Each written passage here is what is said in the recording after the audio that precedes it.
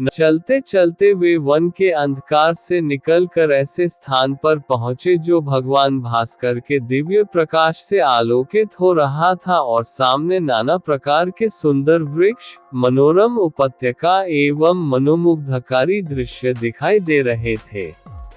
रामचंद्र ने विश्वामित्र से पूछा, हे मुनिराज, सामने पर्वत की सुंदर उपत्यकाओं में हरे हरे वृक्षों की जो लुभावनी पंक्तियां दृष्टिगत हो रही हैं, उनके पीछे ऐसा प्रतीत होता है कि जैसे कोई आश्रम है। क्या वास्तव में ऐसा है या यह मेरी कल्पना मात्र है? वहां सुंदर सुंदर मधुरभाषी पक्षियों के झुंड भी दिखाई दे रहे हैं, जिससे प्रतीत होता है कि मेरी कल्पना निराधार नहीं है। विश्वामित्र जी ने कहा, हे वत्स, ये वास्तव में आश्रम ही है और इसका नाम सिद्धाश्रम है। ये सुनकर लक्ष्मण ने पूछा, गुरुदेव, इसका नाम सिद्धाश्रम क्यों पड़ा? विश्वामित्र जी ने कहा, इस संबंध में भी एक कथा प्रचलित है। प्राचीन काल में बलि नाम का एक राक्षस था।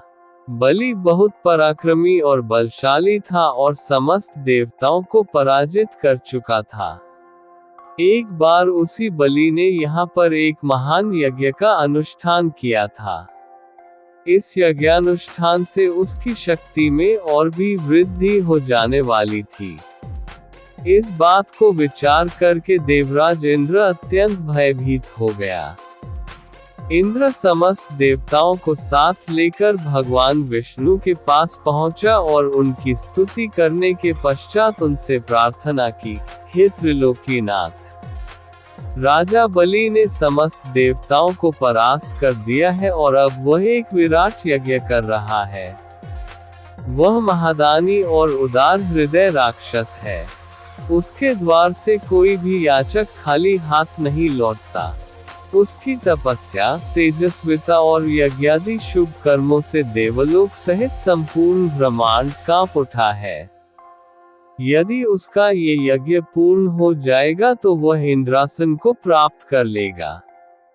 इंद्रासन पर किसी राक्षस का अधिकार होना सुरों की परंपरा के विरुद्ध है। अतएव, हे लक्ष्मीपति, आपसे प्रार्थना है कि आप कुछ ऐसा उपाय करें कि उसका यज्ञ पूर्ण न हो पाए।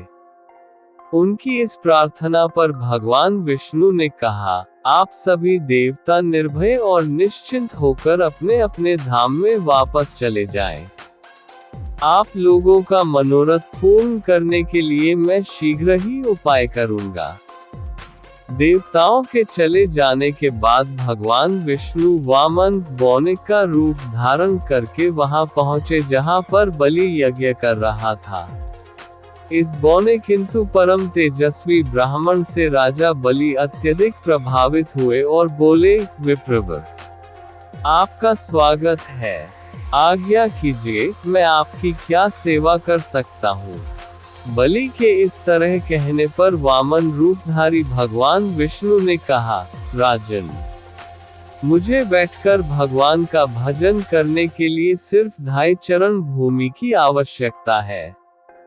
इस पर राजा बलि ने प्रसन्नता पूर्वक वामन को 2.5 चरण भूमि नापने की अनुमति दे दी। अनुमति मिलते ही भगवान विष्णु ने विराट रूप धारण किया और एक चरण में संपूर्ण आकाश को और दूसरे चरण में पृथ्वी सहित पूरे पाताल को नाप लिया और पूछा, राजन, आपका समस्त राज्य तो मेरे 2 चरण में ही आ गए, अब शेष आधा चरण से मैं क्या नापूं? बलि के द्वार से कभी भी कोई याचक खाली हाथ नहीं गया था। बलि इस याचक को भी निराश नहीं लौटने देना चाहता था। उसने कहा, हे ब्राह्मण, अभी मेरा शरीर बाकी है। आप मेरे इस शरीर पर अपना आधा चरण रख दीजिए। इस पर भगवान विष्णु ने बलि को भी अपने आधे चरण में नाप लिया। बलि का ये दान इतना महान था कि बलिदान के नाम से विख्यात हो गया। भगवान विष्णु ने बलि की दानशीलता से प्रसन्न होकर उसे वरदान दिया कि यह स्थान सदा पवित्र माना जाएगा, सिद्धाश्रम कहलाएगा और यहाँ तपस्या करने वाले को शीघ्र ही समस्त सिद्धियां प्राप्त होंगी। उसी समय से यह स्थान सिद्धाश्रम के नाम से विख्यात है और बहुत से ऋषि मुनि यहाँ तपस्या करके मुक्ति लाभ करते हैं। मेरे स्वयं का आश्रम भी इसी स्थान पर है। मैं यहीं बैठकर अपना यज्ञ संपन्न करना चाहता हूँ। जब जब मैंने यज्ञ प्रारंभ किया तब तब राक्षसों ने उसमें बाधा डाली है और उसे कभी पूर्ण नहीं होने दिया। अब तुम आ गए हो और मैं निश्चिंत होकर यज्ञ पूरा कर सकूंगा।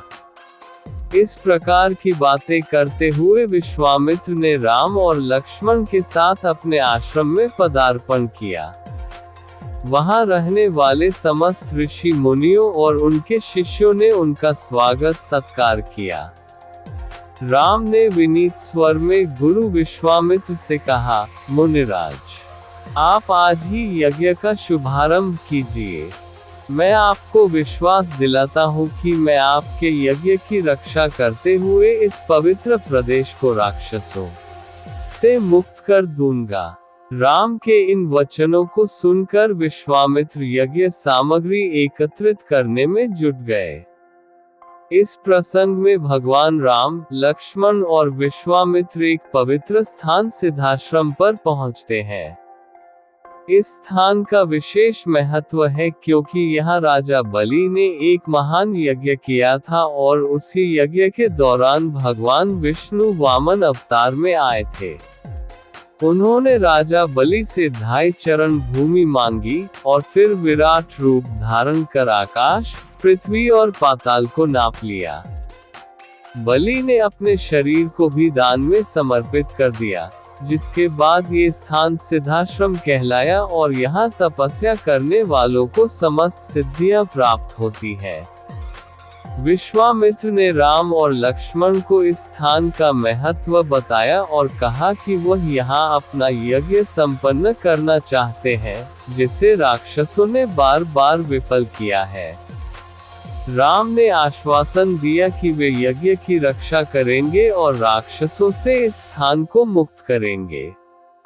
चलते चलते वे वन के अंधकार से निकलकर ऐसे स्थान पर पहुंचे जो भगवान भास्कर के दिव्य प्रकाश से आलोकित हो रहा था और सामने नाना प्रकार के सुंदर वृक्ष, मनोरम उपत्यका एवं मनोमुग्धकारी दृश्य दिखाई दे रहे थे।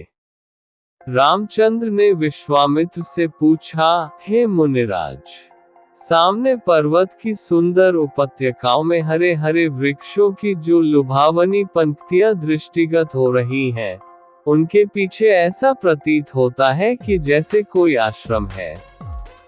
क्या वास्तव में ऐसा है या यह मेरी कल्पना मात्र है? वहां सुंदर सुंदर मधुरभाषी पक्षियों के झुंड भी दिखाई दे रहे हैं, जिससे प्रतीत होता है कि मेरी कल्पना निराधार नहीं है। विश्वामित्र जी ने कहा, हे वत्स, ये वास्तव में आश्रम ही है और इसका नाम सिद्धाश्रम है। ये सुनकर लक्ष्मण ने पूछा, गुरुदेव, इसका नाम सिद्धाश्रम क्यों पड़ा? विश्वामित्र जी ने कहा, इस संबंध में भी एक कथा प्रचलित है। प्राचीन काल में बलि नाम का एक राक्षस था। बलि बहुत पराक्रमी और बलशाली था और समस्त देवताओं को पराजित कर चुका था। एक बार उसी बलि ने यहाँ पर एक महान यज्ञ का अनुष्ठान किया था। इस यज्ञानुष्ठान से उसकी शक्ति में और भी वृद्धि हो जाने वाली थी। इस बात को विचार करके देवराज इंद्र अत्यंत भयभीत हो गया। इंद्र समस्त देवताओं को साथ लेकर भगवान विष्णु के पास पहुंचा और उनकी स्तुति करने के पश्चात उनसे प्रार्थना की, हे त्रिलोकीनाथ, राजा बलि ने समस्त देवताओं को परास्त कर दिया है और अब वह एक विराट यज्ञ कर रहा है। वह महादानी और उदार हृदय राक्षस है। उसके द्वार से कोई भी याचक खाली हाथ नहीं लौटता। उसकी तपस्या, तेजस्विता और यज्ञादि शुभ कर्मों से देवलोक सहित संपूर्ण ब्रह्मांड कांप उठा है। यदि उसका ये यज्ञ पूर्ण हो जाएगा तो वह इंद्रासन को प्राप्त कर लेगा। इंद्रासन पर किसी राक्षस का अधिकार होना सुरों की परंपरा के विरुद्ध है।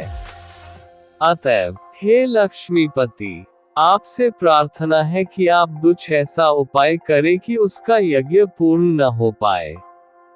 उनकी इस प्रार्थना पर भगवान विष्णु ने कहा, आप सभी देवता निर्भय और निश्चिंत होकर अपने अपने धाम में वापस चले जाएं। आप लोगों का मनोरथ पूर्ण करने के लिए मैं शीघ्र ही उपाय करूंगा। देवताओं के चले जाने के बाद भगवान विष्णु वामन बौने का रूप धारण करके वहां पहुंचे जहां पर बलि यज्ञ कर रहा था। इस बौने किंतु परम तेजस्वी ब्राह्मण से राजा बलि अत्यधिक प्रभावित हुए और बोले, विप्रवर, आपका स्वागत है।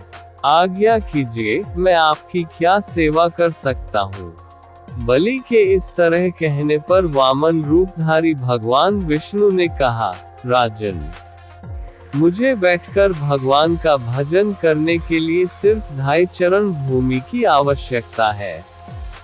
इस पर राजा बलि ने प्रसन्नता पूर्वक वामन को 2.5 चरण भूमि नापने की अनुमति दे दी।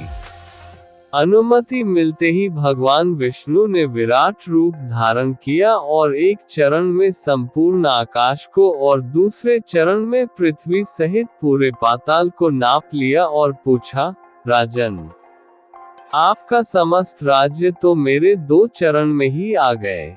अब शेष आधा चरण से मैं क्या नापूं? बलि के द्वार से कभी भी कोई याचक खाली हाथ नहीं गया था। बलि इस याचक को भी निराश नहीं लौटने देना चाहता था। उसने कहा, हे ब्राह्मण, अभी मेरा शरीर बाकी है। आप मेरे इस शरीर पर अपना आधा चरण रख दीजिए।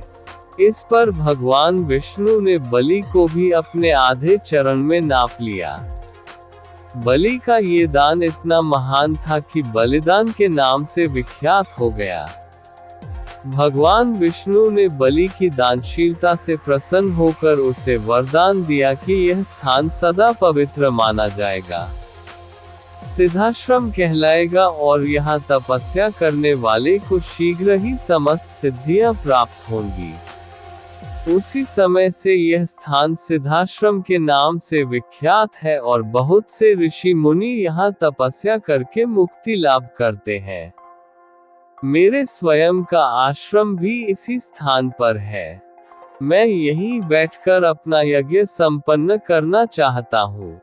जब जब मैंने यज्ञ प्रारंभ किया तब तब राक्षसों ने उसमें बाधा डाली है और उसे कभी पूर्ण नहीं होने दिया।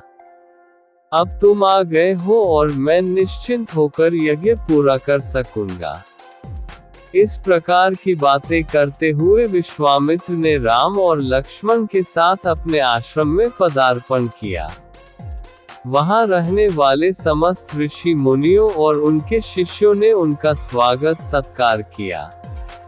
राम ने विनीत स्वर में गुरु विश्वामित्र से कहा, मुनिराज, आप आज ही यज्ञ का शुभारंभ कीजिए। मैं आपको विश्वास दिलाता हूँ कि मैं आपके यज्ञ की रक्षा करते हुए इस पवित्र प्रदेश को राक्षसों से मुक्त कर दूंगा। राम के इन वचनों को सुनकर विश्वामित्र यज्ञ सामग्री एकत्रित करने में जुट गए। Please video like and share कर दो।